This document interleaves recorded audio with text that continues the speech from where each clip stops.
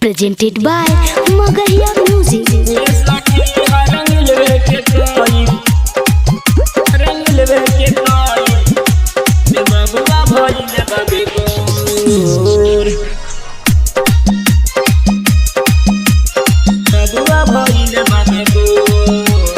अजय दीवाना कदम चौक मलमल।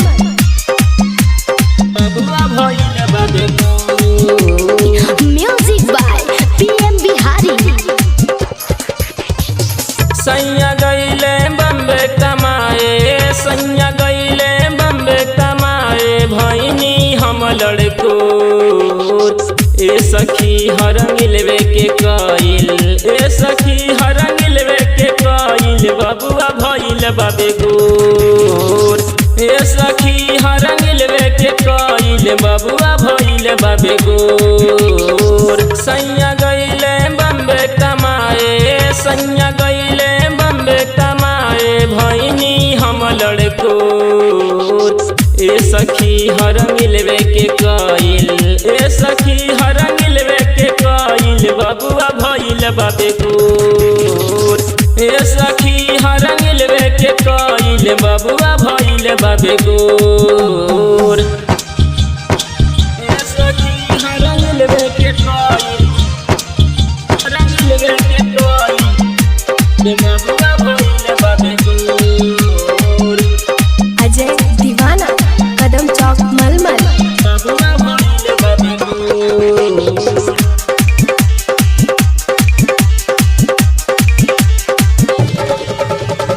केनु से आवेला लागेला करे, मजा मिलेला त लागेला चढ़े, सखी एकरा से परेशान हो गइल बानी हो।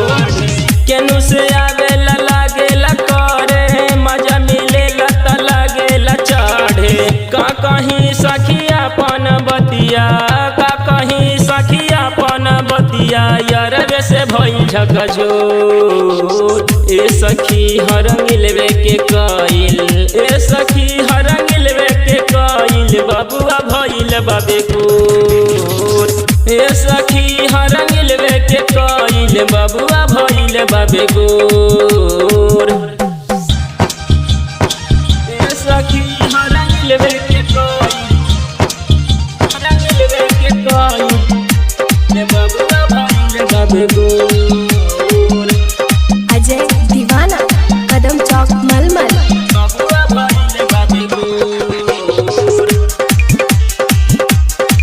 Music by PM Bihari. छोटू विशाल हई करेला बवाल हो, केनु से आवेला त चूम ले लगाल हो, दम चूस चूस के दम लाल कर देले बाबू। छोटू विशाल हई करेला बवाल हो, केनु से आवेला त मिस दे लगाल हो।